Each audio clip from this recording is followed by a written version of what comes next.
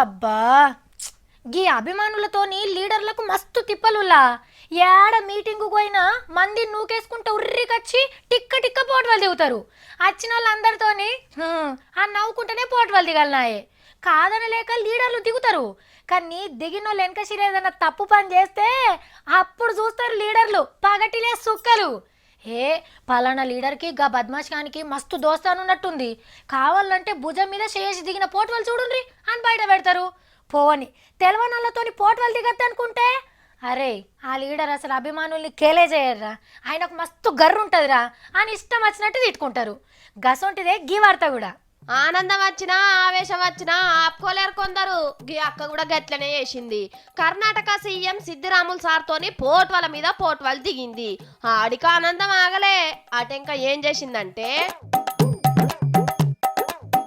Sir కూడా నెత్తిలో చేయి పెట్టి దీవెనార్తులు పెట్టిండు. బెంగళూరులో ఒక కులపోళ్ళు పెట్టిన మీటింగు గీ ముద్దు సీన్ తోని దేశం మొత్తం పబ్లిసిటీ తెచ్చుకున్నది. ఈ అక్కనట ముఖ్యమంత్రికి పెద్ద ఫ్యాన్ అట, మళ్ళా సిద్దిరాములు సార్ వాళ్ళ పక్కురేనట.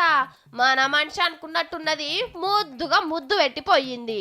పబ్లిక్ జాగల ఆడోళ్ళే మొగోళ్ళకు ముద్దు పెట్టినా మొగోళ్ళే ఆడోళ్ళని ముద్దాడినా ముప్పు మొగోళ్ళకే కదా.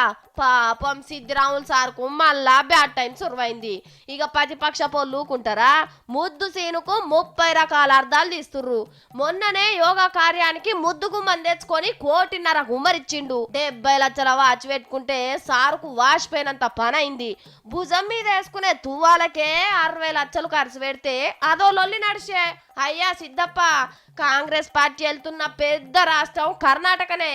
నువ్వు గిట్లనే చేసుకుంటా పోతివంటే మళ్ళా ఎలక్షన్ల సీఎం కుర్చీ మీద బొంత గప్తందుకు పువ్వు గుర్తు యడ్యూరప్ప సార్ తయారు ఉన్నాడు. జర చూసుకో అప్ప.